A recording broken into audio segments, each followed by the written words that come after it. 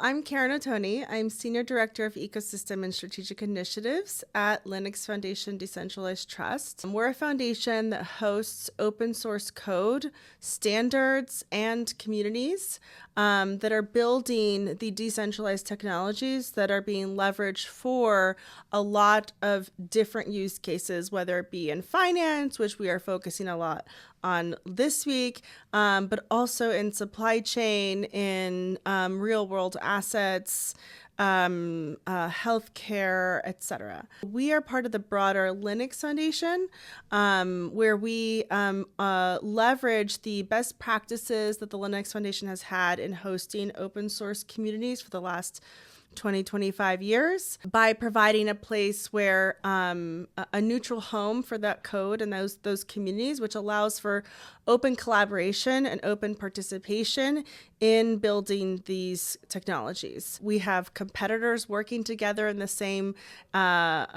projects because they see a value in collaborating in the non-differentiating aspects of their business.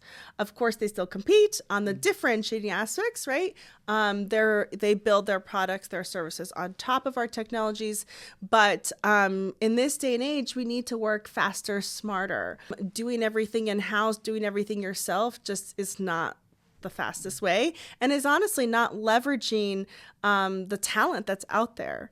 A big part of what you get by using open source technology and participating in open source technology is you're really getting the best developers. They all want to work on open source and build their portfolio there. So you leverage really the best minds to work on these things. So we are here in Zurich, and we come to Point Zero Forum and Alpine Forum today because a lot of what is being done with our technologies currently is in the financial services space.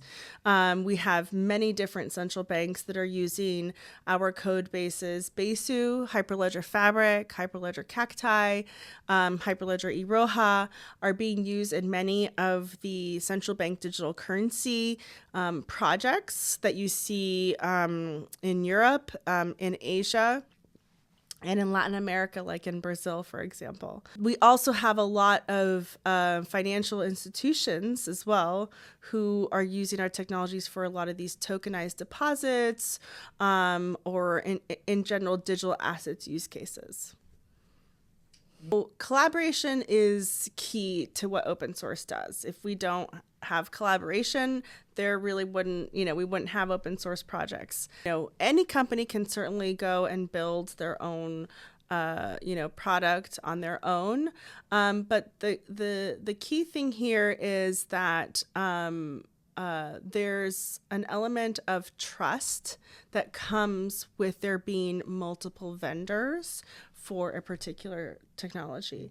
Buyers, users, institutions want to know that they don't become reliant on one vendor only and can go to others. And so, there is, going back to kind of the competitive advantage, there is really a benefit to working on our projects in the open because you become one of the vendors that are showing leadership, your technical leadership, by being involved in this space.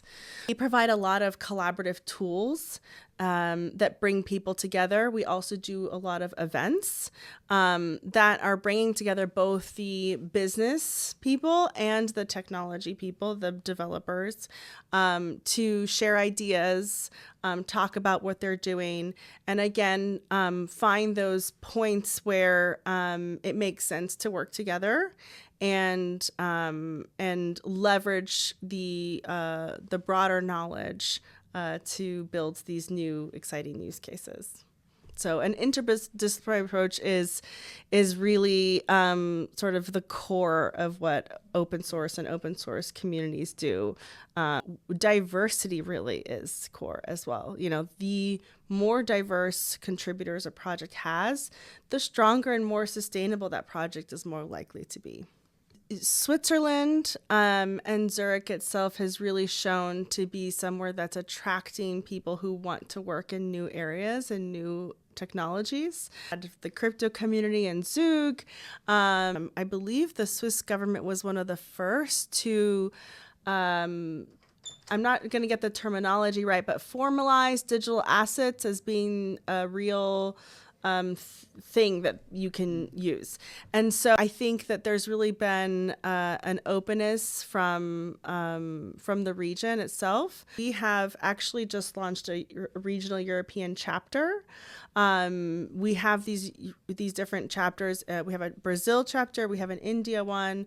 The goal of that is really to bring people who are interested in working on our technologies, on these topics, to bring them together, to collaborate, to do events together, to get to know and meet each other. And I think that a lot of that is already happening so much here in Switzerland. And I hope we can get some people from here involved in the European chapter that we have at LF Decentralized Trust. I think, with events like Point Zero Forum, which is really such a high quality event, really good speakers, people coming from all over the world. And then in the way that they foster broadening the event through these innovation tours, which allow local organizations like the Home of Blockchain Swiss, that's running the Alpine Forum that we're participating in.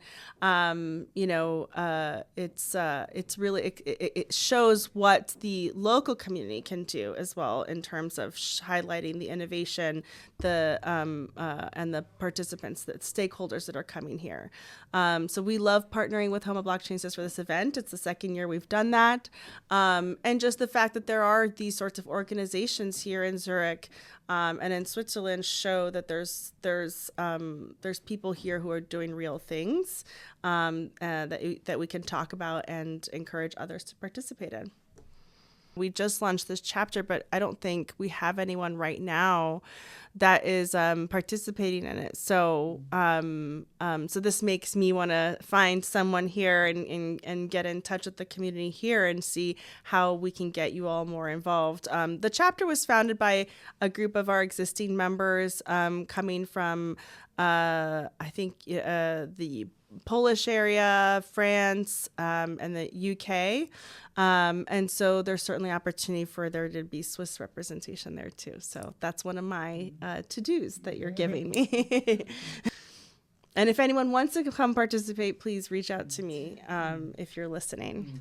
Switzerland is seen as obviously a very beautiful place where there are a lot of financial institutions. But, in the decentralized technology space, in the blockchain space, I think, Switzerland has definitely become known as one of the places where there is a hub of people, that is working on it, that is excited about this technology. Even though we're all this is a very digital technology and we're all very engaged in a digital way, there is still a real value in in-person and physical contact in a particular location, right? Silicon Valley exists because everybody goes there. And even to this day, I talk to founders, who are kind of deciding whether or not they're a startup founder from Brazil, deciding whether or not he should move to Silicon Valley. And he goes there and he's like, I have like 10 really high quality meetings in one day because this is where everyone is. So, you just still can't replace that kind of thing yet with a Zoom meeting. So, I think in terms of Europe, when I think about, where are the Web3 hubs, I think that Switzerland is definitely one of those.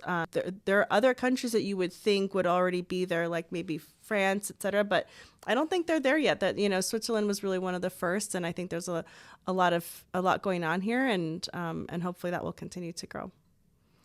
As a high schooler, I actually lived in France for a year. I studied abroad in Belgium, in Prague. So I've traveled around to a lot of different countries in Europe, but I had never been to Switzerland. And Switzerland was kind of like this one place I really wanted to go to because, I was always really interested in languages growing up. And, I thought it was so interesting that there's like 4 major languages here. And so finally, as I farther along in my professional career, I finally got this opportunity. And now I feel like all I do is come to Switzerland. I've been here, I think, 4 or 5 times. I'm losing count. So I've been to Basel a few times and then Zurich now a couple times. And I really enjoy it. I love the culture. There's obviously a real tech sort of innovation culture here.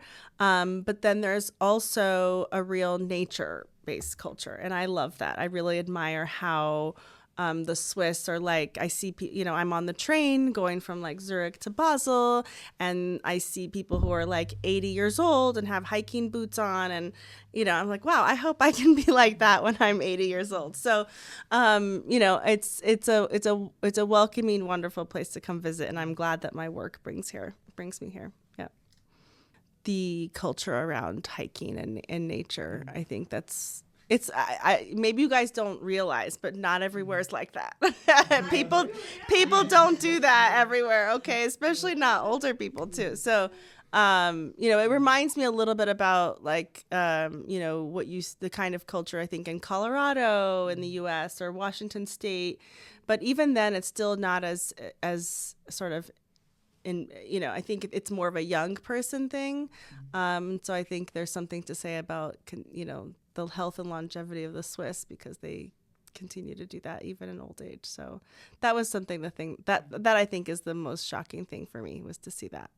Yeah. Yeah, I hope I can do that too. So I unfortunately have not hiked yet in Switzerland because I come here for work. So I mostly stay in the cities. So that's one thing I hope I'll do eventually, is be able to, see some of the mountains and the lakes. That was like the train ride from Zurich to Basel, I think is just so beautiful, going along the lakes and like that green water. It's just gorgeous. I loved it.